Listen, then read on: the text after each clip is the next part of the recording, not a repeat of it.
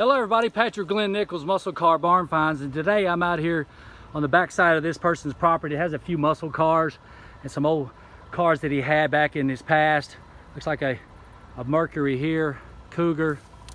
I thought I'd walk around this real fast and show you this car. Alongside there's an old Ford Ranchero over here as well on the back side of this guy's property. To give you an idea what this guy used to drive. All of these cars he drove at some point during his life and pulled them out here and parked them. We'll make our way back over here to the Ford Ranchero and an old van. Not really muscle cars, but cars I wanted to show you on the back side of this property. I found out about a Chevelle that had been parked since the early 70s in this area, and I run across a really nice 70 Chevelle here in this old storage building that's been stored since the early 1970s. This is some of the other possessions this person owns here. A bunch of old tractor trailers, a VW Bug, this old Ranchero. Looks like it has a Krager SS on the front. Been parked here a long period of time. Do my best here to try to step around some of these items to show you these cars on this back piece of property. You can see the old Krager SS look to be like 1510s on the front and rear on this Ford Ranchero. Old GMC van. It looks like it has the old Krager wire wheels that were popular quite some time ago. And this old VW Bug looks like it's got a 13-inch rocket wheel. Pretty cool stuff. But I thought I'd give you a quick introduction of this guy's property, which he didn't mind. I have permission to be here, but the main attraction that led me here is inside this brick storage building in front of you, and I'll make my way over here now. I'm gonna follow the lead on this car. I heard about the car a long time ago, but I was unable to lock it down and actually find it, but I was successful in the last week or so, and I was able to come here to document this car that's been in this block building since about 1974, or it's been off the road since 74, but it's been on this property since 74. In one, I believe it was in another building at some point, and then in this building as well. So here we go. Really epic car. There we go. You can see now this was the main attraction here. This is a black, tuxedo black 1970 Chevelle LS6 Cal induction 410 rear axle from the very rare Flint, Michigan assembly plant. I'll go totally around this car like we do and give you guys a good idea of what a real barn find LS6 Chevelle find is like. This is one of them. This is a very epic car. It has the 5,000 small block tack, which is indicative. It's one indication of a Flint, Michigan car. As you know, we've been over this before, that the Flint, Michigan assembled cars were kind of the oddball.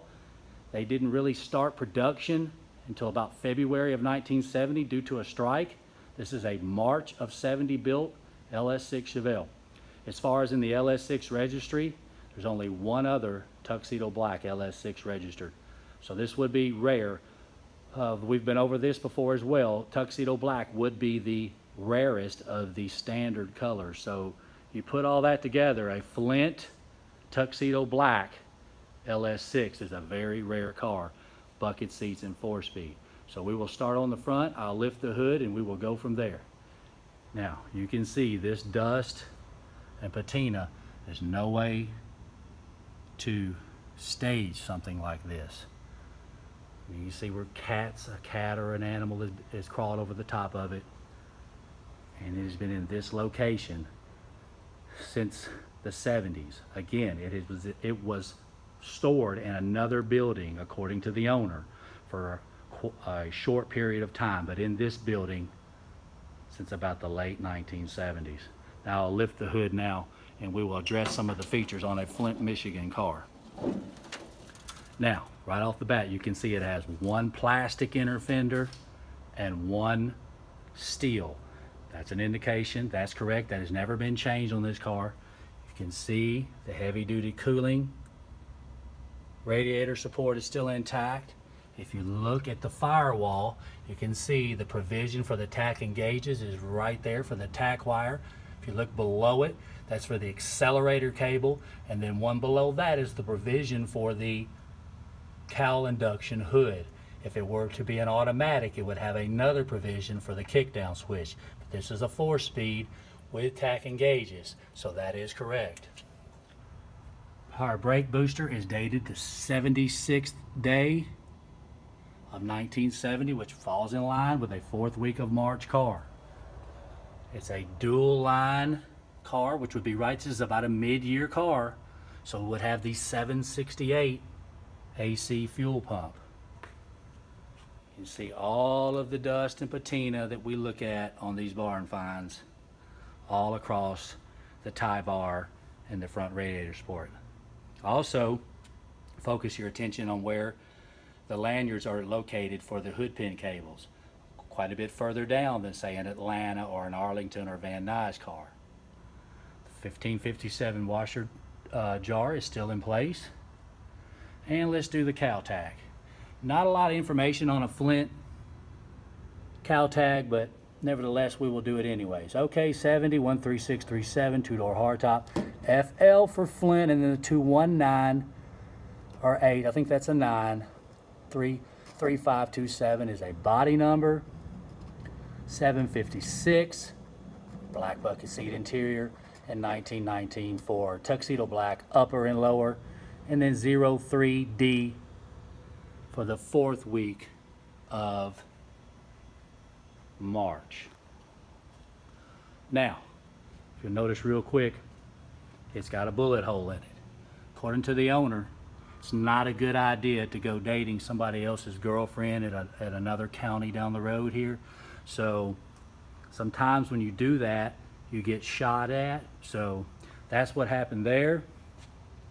The wheel to this car, it has been changed. That's a YA wheel from December of '68, so that has been changed. The SS 454, and if you look at the bottom of the fenders and the doors, it really shows that this car has been inside, stored inside, virtually all of its life. As far as rust is concerned, this is a very, very solid car for a restoration.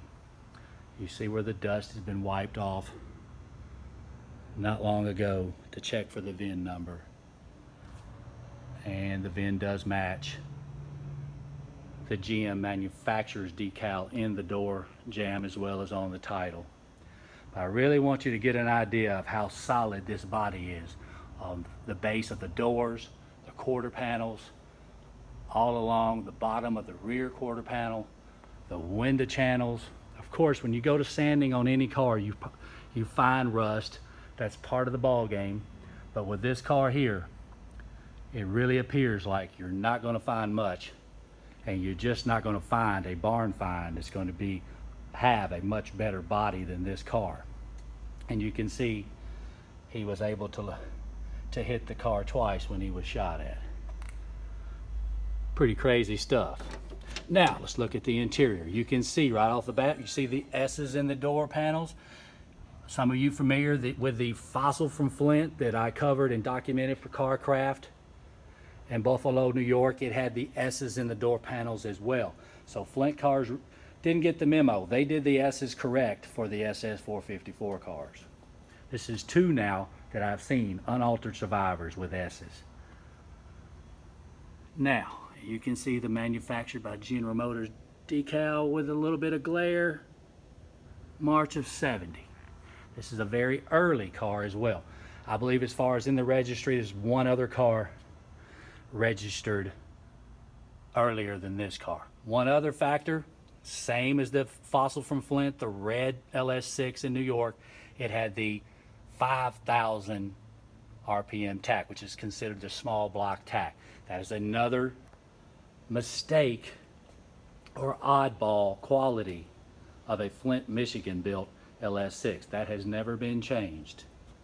I can just go ahead and tell you. That's what they put in this car. This is a special car. So it got the small block tack, which is definitely a mistake. It should have the high red line tack. Make my way around the back side of the car.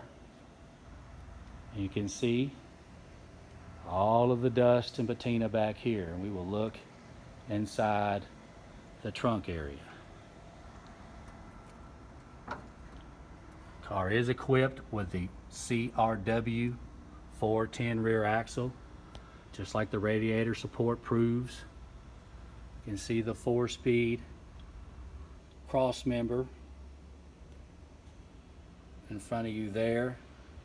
There's the original console. Now, one thing that has happened to this car, it was swapped over to an automatic. There was a time when this individual was unable to get insurance and he had to drive an automatic, is what I understand, in order to get insurance. So they swapped the car over to an automatic. The 4-speed transmission is currently being located. Its whereabouts is not totally known at this point, but they do have a really good lead as to where it could be. The original engine to this car is present. I have seen the original engine of this car, and I will post pictures of it as well, with the Flint, Michigan VIN sequence stamp on the side of the block by the oil filter, which is correct for the Flint, Michigan assembly plant.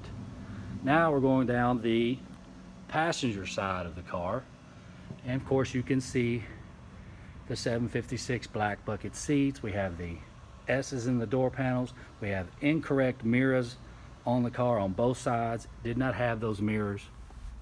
You see it does have an AM radio and it has speakers on both sides. That is incorrect. This car was born with an AM radio. It would have had a center dash speaker. And you can see that this automatic shifter at some point in time was bought at a swap meet because it has the crayon marking on it. You can see this was a console car, so this was a bucket seat, console, tack engages, M22 4-speed car. Really neat car. Pretty much an ultimate LS6 Chevelle machine. Lower the back seat, the bucket seat, and check the back seat out. And we have another console here as well. This appears to me to be possibly, it does have the seat belts on the side, and we have an automatic top plate, but that's more than likely the original console to the car. We got the seat belts in the car as well, which are probably the original pieces, and we can see the floor pans in the car are exceptional. Really nice floor pans here. See the bucket seat mounts. This is a really solid car. An excellent candidate for a restoration, no doubt. Look under the tar paper. There's a little bit of tear there. It's going to be ripped out, but that firewall insulation pad seems to be still intact pretty well. We got a busted glove box, but all in all, serious candidate for a restoration. Pretty much an ultimate LS6 tuxedo black machine. Now I will try real quick to lay down and show you the date on the rear axle, which I normally do if I can. We'll see if we can focus on the axle. I know a lot of my guys that follow my work really appreciate when I do this, so I'll try to do that for you. There you go. I think that's February the 18th, Buffalo first shift, CRW, 100% 410, and dated to this car. See if we can't get a view of the underneath of the floor pans. and to give you an idea of how solid this car is.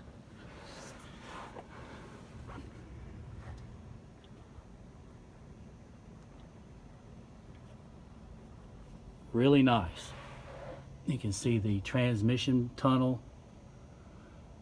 and all along the side of the car of the floor pans.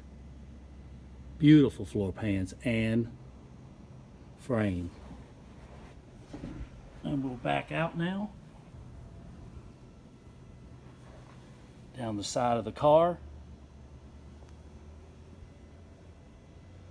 And the wheel wells. Really, really nice. I mean, I've been all over the country looking at barn finds and seen them in all shapes, forms, and conditions. As far as a barn find is concerned, you're not going to find one with a more solid body than this example here. Stored away since about 1974. Tuxedo black LS6 4-speed 410 tack and gauge car. Just about everybody that appreciates muscle cars is interested in a car like this, including myself. Now I'll walk over here and show you a quick little example of some of the old, the license plate and so forth. This is the last license plate that the car ran.